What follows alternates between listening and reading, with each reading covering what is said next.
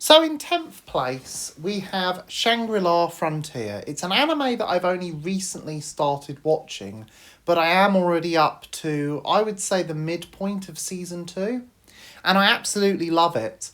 I love it because it is fundamentally about video games, which is a topic that fascinates me. And all the characters are interesting and to a certain extent likable, or at least if not likable, then they're unlikable for understandable reasons. And there's a lot of funny misunderstandings when it comes to the in real life identities of people and their game counterparts, which don't always match in ways that are humorous. The only things that let it down is that the slow tends to be uninteresting when it moves outside of the world of Shangri-La Frontier to other games, or when it focuses on the development side of Shangri-La Frontier and the people developing it. I find that when the show does those two things, I tend to lose interest. But the character designs and the voice acting are top notch. The performances are all on point, especially Eric Vales as the main character. I will preface this one by saying I know nothing about boxing outside of the world of Hajime no Ippo, and maybe that's an even bigger reason to love this show, because it got me interested in something that I wasn't otherwise interested in. The characters are all interesting. The main character is one of the most likeable and sweet characters in all of anime. And even when the show lags a little bit in terms of story, the art style is there to pick it back up again. The only thing dragging it down to 9th place is its lack of a full English dub. It's only dubbed up to about halfway through the series, and I can't watch anime subbed because reading subtitles gives me a headache whilst watching a program. So it would probably be in the top 5 if it's at one day had a different dubbing company come and do a full English version of it. Come on, get on that, please. Assassination Classroom is one of those animes that's a short-lived 2-series anime with a set ending that I think everyone who likes anime should watch. It has some phenomenal character work. It has some very interesting animation choices. And at the centre of it is a fascinating story of essentially psychological warfare. There is very little not to recommend about it, other than the fact that it's possibly over a little too quickly, but ultimately, given its premise, I understand the reason for it having such a short lifespan. It can only be as long as the concept lets it be, and therefore it takes place over a school year. I have absolutely no idea about the educational value of this one, but I can tell you that both it and its darker spin-off series and its live-action movie are all worth a watch if you're fascinated with human anatomy and the idea of all of the cells having different personalities. It's time to duel! I had to do that. I have only watched, at this point, all but the last episode of season 1 of the original series. I know that there's a lot of spin-offs. I know that there's 4 more series for me to get into, but I love this show. I love how silly it is.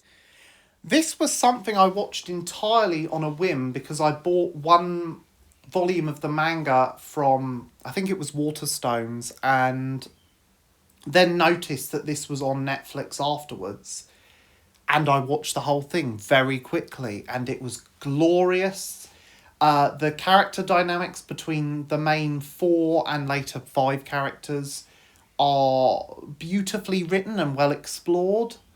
I love that even though there is again this found family concept, it's not necessarily a stable found family, and there are members there that aren't in it for quite the right reasons. I love that Laos comes across as basically an autistic poster boy. And I love that Marcel is played by Emily Rudd, who, for those of you who aren't in the know, is the live action version of Nami in One Piece. So it's possibly the first time that someone has appeared in a live action anime and then gone on to dub a real anime. And I mean, that in itself earns it top points. But the concept of going into a dungeon and trying to eat every kind of monster you can to survive, it's a weird one, but it's honestly not a bad one, and it's definitely worth a watch if you want something that's very new and feels very fresh as an idea. It's also great for those of you who are fans of Dungeons and Dragons because it does lean a lot into that aesthetic. You can look at all the different characters in this as parodies of different superheroes and other fictional characters. You can definitely look at Deku as being almost like a parody of Harry Potter. You can look at Todoroki of being a parody of Prince Zuko. You can look at All Might being a parody of Superman, and you can definitely look at, say, Zero being a parody of Spider-Man. And all of that's truly well and good. But at the end of the day, it's the characters that make this show. And it's the vibe of there being a school where you can learn to be a superhero that makes this show. It's a phenomenal concept. And it's carried off excellently. I'm slightly biased because I love a good Star Wars reference and there's tons of it in here. But even without all that, the only thing dragging it down for me is, number one, the films that go with it aren't that good. And number two, there's an awful side of the fandom that really, really goes on about the fact that the age of consent in Japan is lower than the rest of the world. And therefore that makes these characters eligible for explicit purposes, and that just doesn't sit comfortably with me. So ultimately it's the fandom letting the show down, not the show itself, which is portraying what I think would be a good interpretation of reality if most of the world had superpowers. Think of it as like the opposite of the X-Men world, where rather than 10% having powers and the rest being normal, now it's 90% have powers and 10% are normal. JoJo's Bizarre Adventure is difficult to sum up in such a short amount of time, but I'm going to try to. Each series focuses on a different protagonist who is tangentially linked to the one before, or one of the ones before. Each series covers a different era of human history, and after series 6 it then goes to a parallel universe, so it basically has a fresh slate to start covering different eras of history again. And it's a wonderful concept. It means that, a bit like Doctor Who, you get every now and then a slightly different protagonist come along, but it still follows the same system of lots of people having these sort of powers that are related to the soul, and there being evil forces to overcome. Now, some people might be slightly put off by some of the accusations that the programme is slightly sexist in its portrayal of its female characters, or might even be put off by the fact that there is an inherent homoerotic vibe to a lot of things, even though it's never explicitly homosexual. To those, I would point out that, firstly, protagonist number 6 is a girl and is arguably one of the best protagonists in the show, even though they haven't had a female protagonist since then, which I'm hoping they might in the future. And point number 2, you know, that's just Japan for you. So first things first, I'll get it out of the way in saying that Beastars has a similar issue to My Hero Academia, but instead of the fandom lusting over children, it seems to be animals this time. And I cannot tell if that's better or worse. It's probably equal. But the point still stands that this is a great show in terms of characterization. Every single character, be it Louis, Legacy, Haru, it's all the characters are wonderfully written, wonderfully portrayed. I think, especially when it comes to Jonah Scott and Griffin Patu giving amazing performances as Legacy and Louis.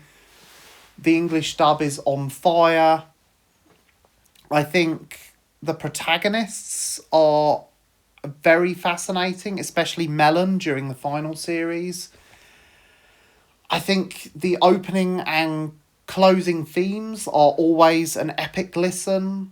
And most of all, I think that this is a fascinating story with regards to a society if it was divided into carnivores and herbivores. Where have I heard that before? Sounds like Zootopia. Well, if you think of this series as Zootopia, but instead of the police, it's set in a school, and instead of a fox, you have a wolf falling in love with a rabbit, and it's more obvious that they're falling in love. And also it's more explicit, both violently and, unfortunately, sexually. However, I will say it's the sort of explicitness that's just uncomfortable rather than anything outright pornographic. It's still an issue, and it's still one of the reasons why it doesn't quite hit the top spot for me, because those points do make me feel uncomfortable and have ultimately just not, felt necessary.